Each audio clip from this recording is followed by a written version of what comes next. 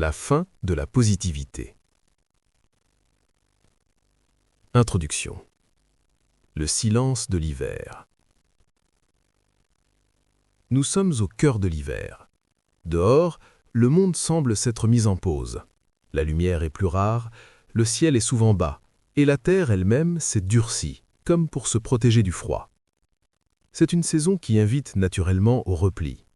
C'est le temps des portes closes, des fenêtres tirées, de la chaleur que l'on cherche à conserver à l'intérieur.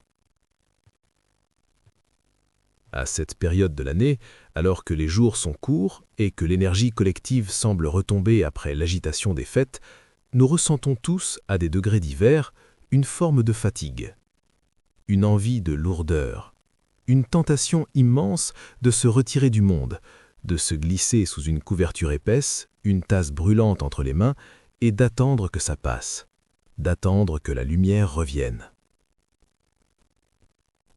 Et dans ce silence hivernal, si vous ouvrez votre téléphone, si vous regardez autour de vous, vous entendez sans cesse cette même petite musique. Une musique douce, rassurante, presque hypnotique. On vous dit « Soyez doux avec vous-même ». On vous dit « C'est l'hiver, reposez-vous, n'acceptez que des ondes positives ». On vous répète à longueur de publications et de vidéos que tout est parfait tel que c'est, et que l'essentiel est de s'aimer. C'est séduisant, c'est terriblement séduisant. Parce que nous sommes fatigués, parce que la vie moderne est une course d'endurance qui ne dit pas son nom, et que lorsque quelqu'un nous donne la permission de poser les armes, de ne plus rien exiger de nous-mêmes, de nous envelopper dans du coton, nous avons envie de le croire. Nous avons envie de croire que l'amour de soi, c'est cela, le confort absolu, l'absence de friction, le refus de tout ce qui gratte, de tout ce qui pique, de tout ce qui dérange. Mais il y a une question que nous devons nous poser ici, maintenant, dans l'intimité de ce moment que nous passons ensemble. Si cette douceur est la réponse, pourquoi ressentons-nous toujours ce vide ? Pourquoi, après des heures passées à prendre soin de soi de cette manière-là, à éviter les contrariétés, à se répéter que tout va bien, nous sentons-nous parfois encore plus fragiles, encore plus anxieux face à la réalité qui nous attend dehors? Il se pourrait que nous ayons confondu deux choses très différentes. Nous avons peut-être confondu la paix avec l'anesthésie. Nous avons peut-être confondu l'amour avec la complaisance. L'hiver n'est pas seulement une saison de repos. Dans la nature, l'hiver est une saison de préparation souterraine. Ce n'est pas parce que rien ne bouge en surface que rien ne se passe en profondeur. Au contraire. C'est dans le froid et la contrainte de la terre gelée que la graine rassemble ses forces pour percer l'écorce au printemps. Si la graine restait uniquement dans la douceur, elle pourrirait. Elle a besoin de la résistance de la terre pour devenir ce qu'elle doit être. Aujourd'hui, j'aimerais que nous explorions ensemble une idée qui va peut-être à contre-courant de ce que vous entendez partout. Une idée qui peut sembler rugueuse au premier abord, mais qui est, je le crois sincèrement, la forme la plus haute de compassion que vous puissiez vous offrir. Et si se traiter avec trop de gentillesse était devenu un piège ? Et si, à force de vouloir nous protéger de tout inconfort, nous étions en train de bloquer notre propre évolution ? Et si le véritable amour de soi, ce n'était pas de se dire « ce n'est pas grave », mais d'avoir le courage de se dire « je vaux mieux que ça ».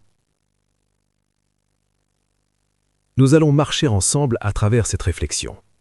Nous allons déconstruire ce mythe de la positivité permanente pour essayer de retrouver quelque chose de plus solide, de plus vrai, quelque chose sur quoi on peut bâtir une vie et pas seulement rêver une existence. Chapitre 2. Les messagers indésirables. Continuons notre exploration. Si nous cessons de nous anesthésier, si nous acceptons de regarder la réalité en face, que se passe-t-il ? Il se passe quelque chose que nous redoutons tous. Ça frappe à la porte. Imaginez que vous êtes chez vous, dans cet espace intérieur que vous essayez de garder propre, lumineux, serein. Et soudain, on toque à la porte. Des coups lourds, insistants. Vous regardez par le Judas, ce n'est pas un invité agréable, c'est la colère, avec son visage rouge et ses poings cirés. Ou bien, c'est la tristesse, trempée, traînant derrière elle un sillage de pluie et de brume. Ou peut-être est-ce la peur, ce visiteur nerveux qui tremble et qui chuchote des scénarios catastrophes. Notre réflexe moderne, conditionné par cette dictature du bonheur, c'est de barricader la porte, de tirer les verrous, de mettre la musique très fort, une musique joyeuse bien sûr, pour couvrir le bruit des coups. Nous nous disons « je ne peux pas laisser entrer ça ». Je suis une personne positive, je suis dans une démarche spirituelle, ces émotions sont des vibrations basses. Si je les laisse entrer, elles vont salir mon tapis, elles vont baisser mon taux vibratoire. Alors nous les laissons dehors, dans le froid. Nous les bâillonnons à coups de « good vibes only ». Mais ce que nous oublions, c'est que ces visiteurs ne sont pas là pour nous nuire, ce ne sont pas des ennemis, ce sont des messagers. Ils ont fait une longue route pour nous apporter une information vitale sur notre propre vie. Et tant qu'ils n'ont pas délivré leur message, ils ne partiront pas. Ils continueront de frapper, de plus en plus fort, jusqu'à défoncer la porte sous forme de burn-out, de dépression ou de maladie. Prenons la colère, par exemple. Cette émotion est probablement la plus mal aimée, la plus refoulée, surtout dans les milieux qui prônent la douceur. On nous a appris que la colère est laide, qu'elle est destructrice. Pourtant, la colère saine est une fonction immunitaire de l'âme. Quand la colère monte en vous, ce n'est pas forcément que vous êtes une mauvaise personne. C'est souvent le signal qu'une de vos frontières a été violée. C'est votre gardien intérieur qui se réveille et qui crie « Stop ! Ici c'est sacré. On ne marche pas ici. » Si vous faites taire cette colère, au nom de la gentillesse, vous désactivez votre système d'alarme. Vous laissez les autres piétiner vos valeurs, envahir votre temps, manquer de respect à votre intégrité. Vous devenez un château sans murailles. Être trop gentil avec soi-même en refusant de ressentir sa colère, c'est finir par ne plus se respecter du tout. Et la tristesse. Nous la fuyons comme la peste, nous voulons être consolés tout de suite. Mais la tristesse a une fonction biologique et spirituelle précise. C'est le temps de la cicatrisation. C'est la pluie qui tombe après l'incendie. Elle nous oblige à ralentir, à nous retirer du monde pour digérer une perte, un changement, une déception. En voulant rester positif à tout prix face à un deuil ou un échec, on empêche à la plaie de se refermer proprement. On met un pansement sur une plaie infectée. La tristesse n'est pas un signe de faiblesse, c'est le signe que quelque chose avait de l'importance pour nous. Lui refuser l'entrée, c'est nier ce qui a compté. Et la peur. La peur n'est pas toujours le signe qu'il faut reculer. Souvent, la peur est la boussole qui indique le nord. Elle nous montre exactement là où nous devons aller pour grandir. Si vous n'avez pas peur, c'est que vous restez dans le connu, c'est que vous tournez en rond dans la petite cage dorée de vos habitudes. La peur est le vertige que l'on ressent avant de s'élancer. Vouloir vivre sans peur, c'est vouloir vivre sans aventure. Le problème de la positivité toxique, c'est qu'elle traite ces émotions comme des déchets à éliminer, alors qu'elles sont notre système de navigation. En les bâillonnant, on se coupe de sa propre boussole interne. Comment voulez-vous savoir où aller si vous cassez le thermomètre chaque fois qu'il indique une température qui ne vous plaît pas? Penser positif devient un piège mortel lorsqu'il se transforme en évitement émotionnel. C'est tellement confortable de se répéter des affirmations devant son miroir que de se demander « Pourquoi suis-je en colère contre mon conjoint ?» ou « Pourquoi cette boule au ventre chaque dimanche soir avant de reprendre le travail ?» Ces questions font mal, elles grattent, elles demandent du courage, mais elles contiennent les clés de notre libération. L'inconfort n'est pas l'ennemi. L'inconfort est le langage que la vie utilise pour nous dire que nous ne sommes plus à la bonne place. L'anesthésier, c'est couper le moteur de notre propre progression. Alors la prochaine fois que ça frappe à la porte, n'ayez pas peur. N'ouvrez pas forcément grand pour vous laisser envahir, mais entr'ouvrez. Demandez « Quel est le message ?» Écoutez la réponse. Et seulement après, vous pourrez décider quoi en faire. Chapitre 3. Complice ou allié? Si nous acceptons d'écouter ces messages, nous arrivons à une distinction fondamentale, une nuance subtile mais qui change absolument tout dans la manière dont nous nous traitons. Il faut que nous parlions de la différence entre être son propre ami et être son propre complice. Imaginez que vous avez un problème. Disons que vous avez un projet qui vous tient à cœur écrire un livre, lancer une activité, vous remettre au sport, mais que vous avez peur. Vous procrastinez, vous n'avez rien fait de la semaine, vous vous sentez mal. Vous avez deux types d'amis qui peuvent venir vous voir. Le premier ami arrive, il vous voit affalé sur le canapé, entouré de paquets de gâteaux, l'œil vide devant une série. Il s'assied à côté, il vous tape dans le dos et il vous dit « Oh mon pauvre, tu as eu une semaine difficile au travail, c'est normal, ne t'en veux pas. Tu as besoin de repos. C'est la société qui met trop de pression. Tu n'as pas rendu ton projet, ce n'est pas grave, tu le feras quand tu le sentiras. L'important c'est de t'écouter. Tiens, reprends un gâteau. »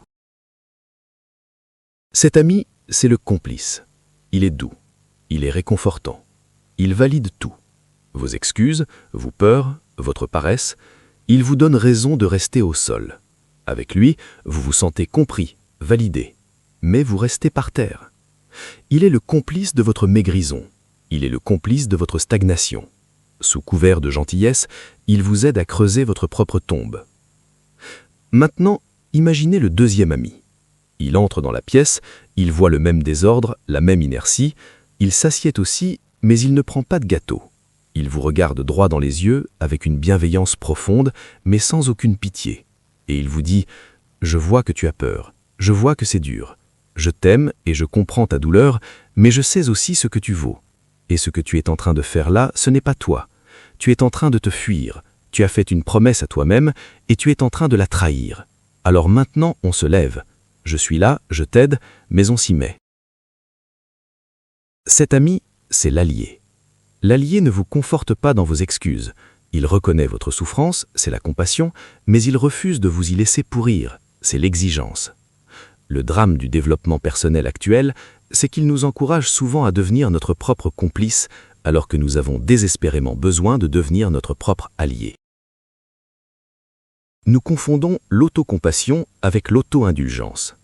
L'autocompassion, c'est se traiter comme on traiterait un ami cher qui a échoué, avec compréhension, sans jugement cruel, mais avec honnêteté.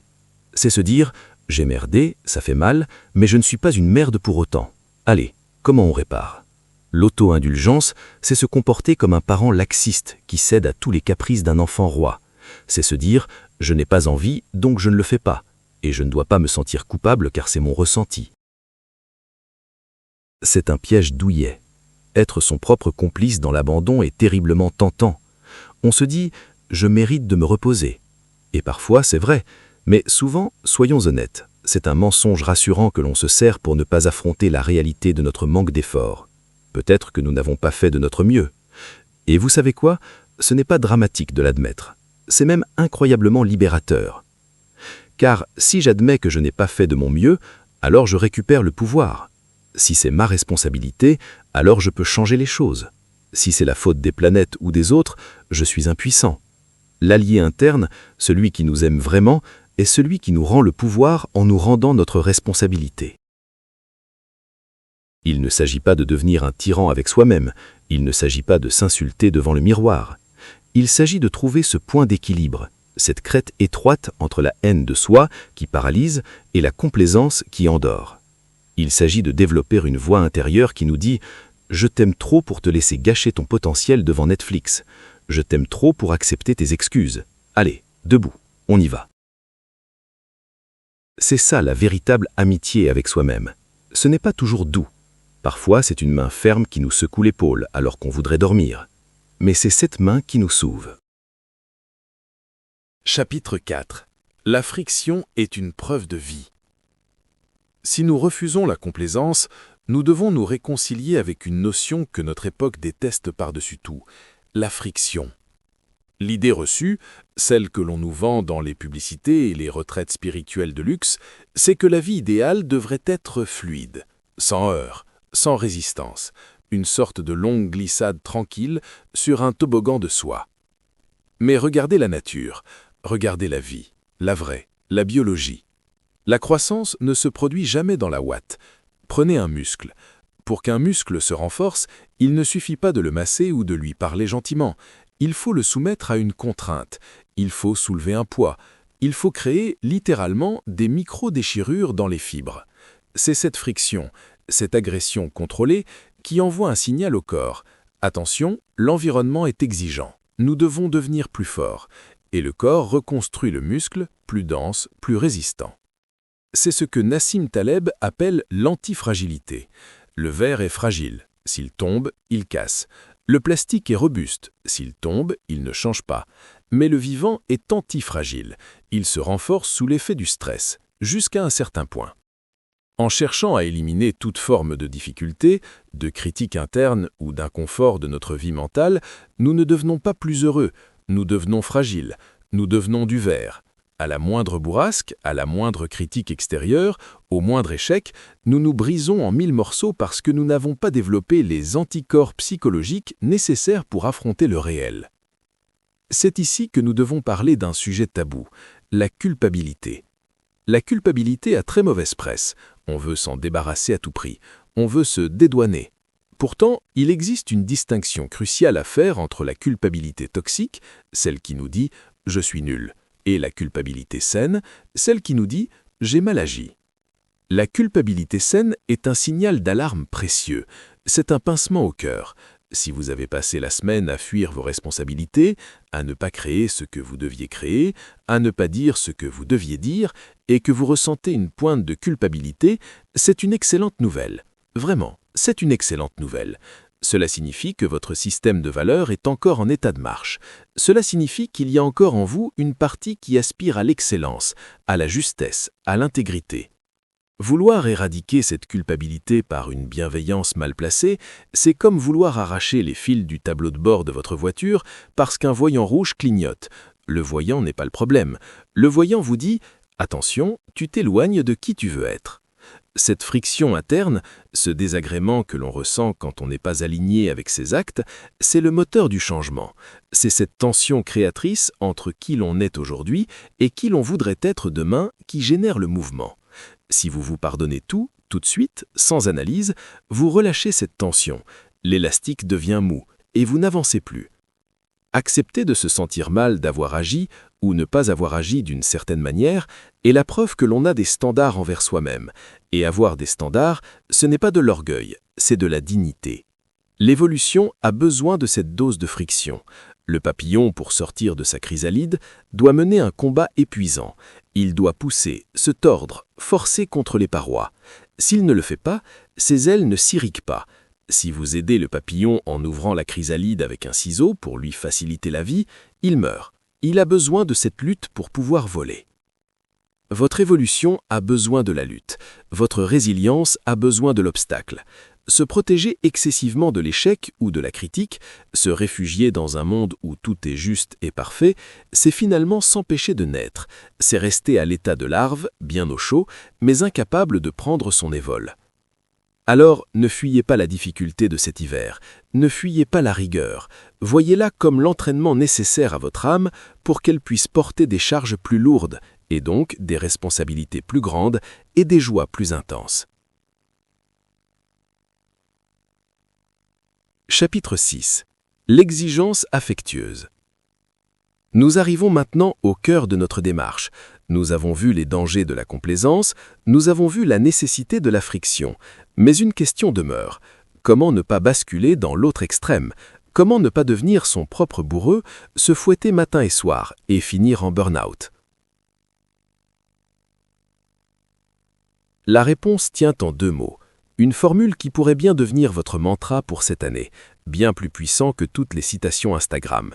Cette formule, c'est l'exigence affectueuse. Qu'est-ce que l'exigence affectueuse?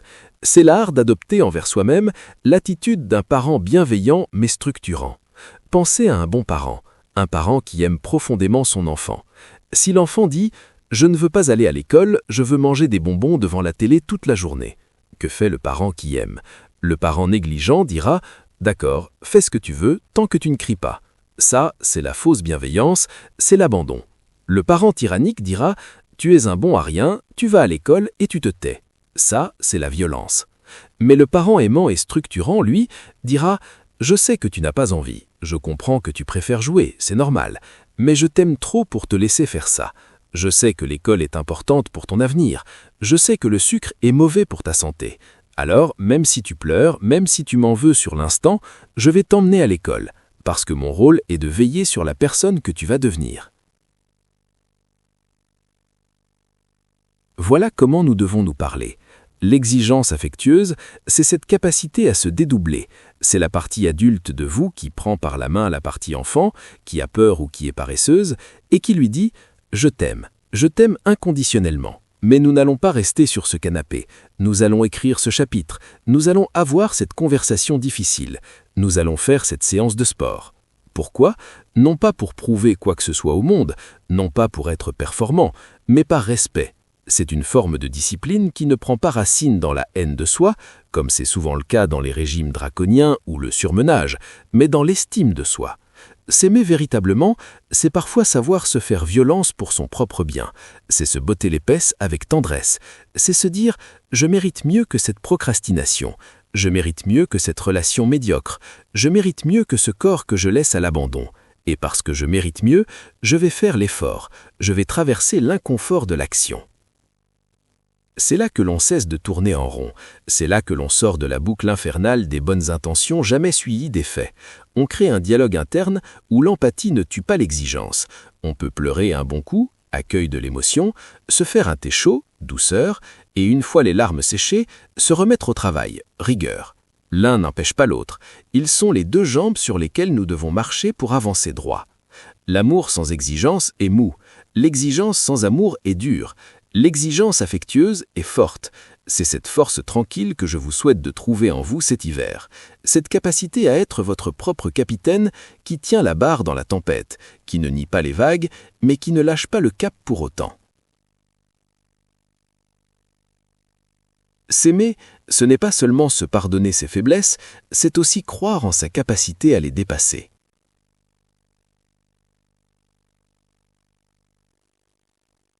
Chapitre 6.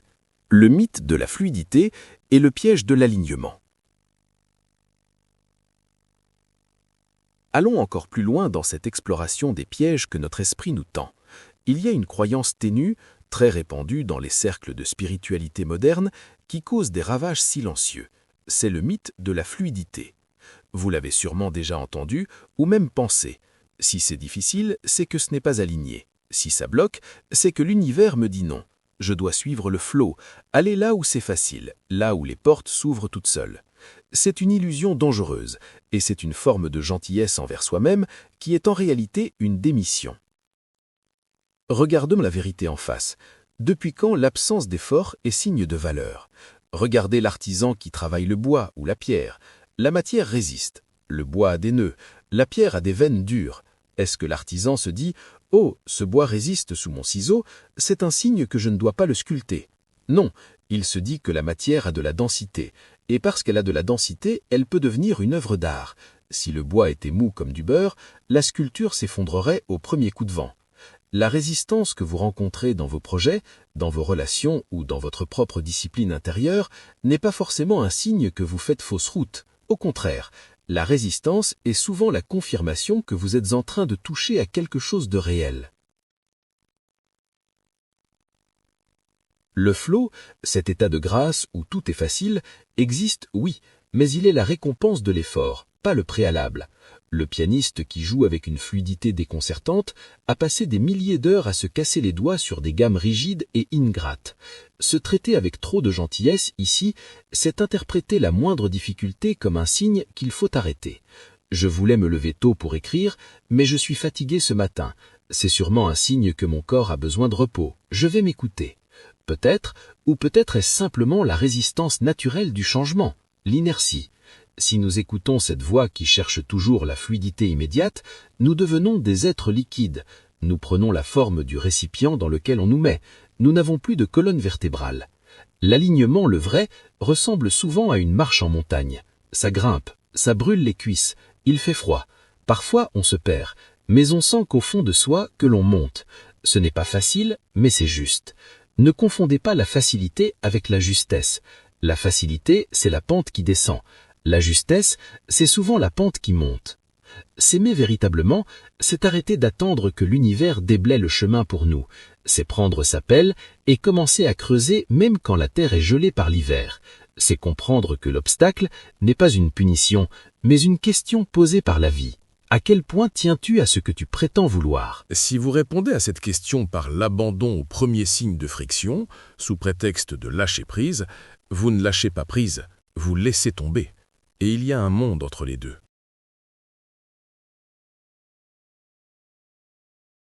Chapitre 7. La solitude du masque. Les conséquences sociales. Il y a une autre conséquence à cette douceur excessive et à cette positivité de façade, une conséquence dont on parle peu mais qui creuse le vide autour de nous. La solitude. Cela peut sembler paradoxal. On pourrait penser que si l'on est toujours positif, toujours souriant, toujours dans la lumière, on attirera plein d'amis, on sera aimé de tous. Et c'est vrai, en surface, on attire du monde. Mais on n'attire personne qui nous connaisse vraiment. Quand on s'interdit d'aller mal, quand on s'interdit de montrer ses failles sous prétexte de ne pas baisser la vibration, on porte un masque magnifique, doré, lumineux, mais un masque quand même. Et vous ne pouvez pas être aimé pour qui vous êtes si vous ne montrez jamais qui vous êtes. Vous êtes aimé pour votre masque. Combien d'entre nous se sentent seuls au milieu de leurs amis ? Combien d'entre nous n'osent pas dire « je suis terrifié, je me sens nul en ce moment » ou « j'ai honte de ce que j'ai fait », de peur de passer pour quelqu'un de négatif. Nous avons créé une société de relations publiques où même l'amitié est devenue une performance. On se montre nos réussites, nos prises de conscience, nos moments de grâce, mais on cache la boue. Or, la connexion humaine, la vraie, celle qui nourrit l'âme, ne se fait pas de lumière à lumière, elle se fait d'ombre à ombre. C'est quand je te montre ma blessure et que tu me montres la tienne que nous savons que nous appartenons à la même espèce. C'est quand je tombe le masque de la perfection que tu te sens autorisé à déposer le tien. En se traitant soi-même avec cette fausse bienveillance qui nie le négatif, on devient incapable d'accueillir le négatif chez l'autre. Avez-vous remarqué ? Ces gens qui prônent le « good vibes only » sont souvent les plus cruels quand vous allez mal. Ils ne supportent pas votre tristesse, car elle fait résonner celle qu'ils refoulent chez eux. Ils vous coupent la parole en disant « mais non, ne dis pas ça, pense positif ». En réalité, ils ne veulent pas vous aider, ils veulent que vous vous taisiez pour ne pas fissurer leur propre illusion. Ils vous demandent de remettre votre masque parce que votre visage nu les effraie.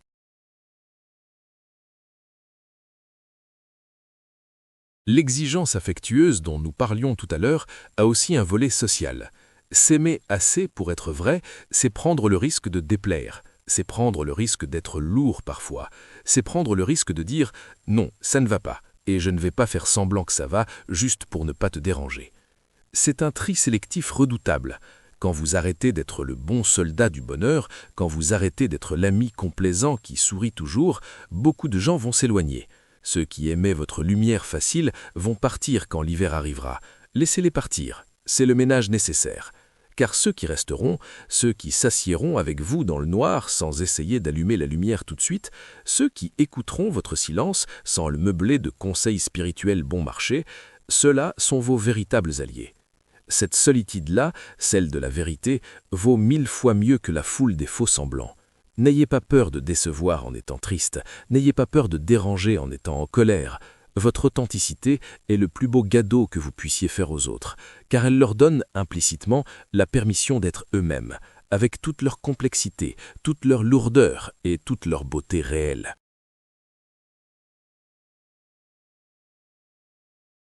Chapitre 8. Le temps ne répare rien. L'illusion de la patience. Creusons encore un dernier point avant de conclure. Il concerne notre rapport au temps. L'hiver, nous l'avons dit, est une saison de patience. La graine attend. Mais il y a une différence fondamentale entre la patience active et l'attente passive.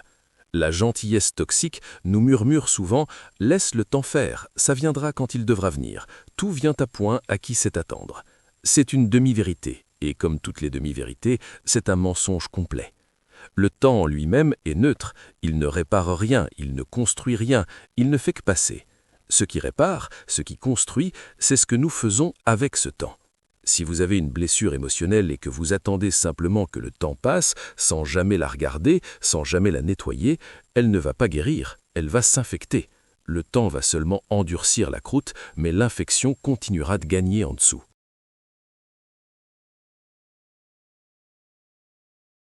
L'auto-indulgence adore utiliser le temps comme une excuse pour la procrastination. Je ne suis pas encore prêt, je le ferai quand je le sentirai, j'attends le bon moment. Spoiler, le bon moment n'existe pas. Le sentiment d'être prêt ne vient jamais avant l'action. Il vient pendant l'action. On ne se sent pas courageux avant de sauter, on devient courageux en sautant. Se dire « je suis doux avec moi-même, je prends mon temps » est parfois une élégante façon de dire « j'ai peur de vivre ». La véritable patience, ce n'est pas attendre que l'orage passe, c'est apprendre à marcher sous la pluie. C'est comprendre que chaque jour d'hiver où l'on ne fait rien par peur ou par flemme est un jour perdu. La graine sous la terre ne dort pas, elle travaille, elle transforme sa chimie interne, elle lutte contre la pression du sol, elle est dans une activité intense, invisible, mais vitale. Alors demandez-vous, votre immobilité actuelle est une gestation ou est-elle une stagnation ? Est-ce que vous accumulez des forces pour le printemps ou est-ce que vous êtes en train de pourrir sur place ? La différence se sent. La gestation donne un sentiment de densité, de préparation. La stagnation donne un sentiment de lourdeur, de goût rance dans la bouche. Ne laissez pas la douceur devenir le saint seul de vos ambitions. Le temps est une ressource qui s'épuise, même quand on ne l'utilise pas, surtout quand on ne l'utilise pas. S'aimer, c'est aussi avoir conscience de sa propre finitude. C'est se dire « je n'ai pas l'éternité devant moi, je ne peux pas me permettre d'attendre d'être parfaitement guéri, parfaitement heureux ou parfaitement sage pour commencer à vivre. Je dois y aller maintenant, avec mes béquilles, avec mes cicatrices, avec mes doutes. » C'est ça l'urgence de l'amour-propre. Ce n'est pas une urgence stressante, c'est une urgence vibrante. C'est l'appel de la vie qui veut traverser et qui n'a que faire de nos excuses.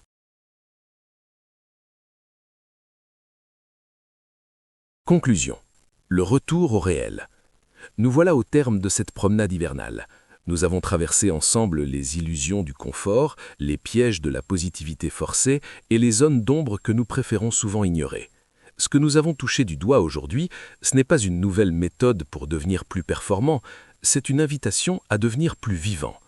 En ce début d'année 2026, alors que le monde extérieur continue sa course folle, peut-être est-il temps de revoir notre définition de la gentillesse. S'aimer, ce n'est pas s'enfermer dans une bulle de coton où rien ne peut nous atteindre. Ça, c'est de l'isolement. S'aimer, ce n'est pas se dire que tout est parfait quand tout est à reconstruire. Ça, c'est du délire. S'aimer, c'est se tenir debout au milieu des ruines ou au milieu des neiges et se dire « c'est dur, mais je suis là. Et parce que je suis là, je peux avancer. » Ne cherchez plus à être une fleur de serre, protégée de tous les vents, fragile et artificielle. Cherchez à être un arbre sauvage, un arbre qui connaît l'hiver, qui connaît le gel, qui a l'écorce rugueuse parce qu'il s'est frotté au réel. C'est cet arbre-là qui donne les fruits les plus savoureux, c'est cet arbre-là qui offre l'ombre la plus protectrice aux autres. Votre évolution ne se trouve pas dans la ouate, elle se trouve dans ce point de friction précis où vous décidez de faire ce qui est juste plutôt que ce qui est facile. C'est dans cet espace, entre la douceur de l'accueil et la rigueur de l'action, que votre vie cesse d'être un rêve flou pour devenir une réalité tangible. Alors, voici ma dernière invitation pour vous aujourd'hui. Demain matin, quand le réveil sonnera ou quand la difficulté se présentera, parce qu'elle se présentera, ne cherchez pas la pensée positive qui efface tout, ne cherchez pas le mantra qui endort la vigilance, cherchez l'alliance. Cherchez cette voix en vous, calme et ferme, celle de l'exigence affectueuse, qui vous dira « Je sais que tu as peur, je sais que tu es fatigué, mais lève-toi, on a une promesse à honorer. » Et si la plus belle preuve d'amour que vous pouviez vous offrir cette année était simplement de ne plus vous laisser tomber.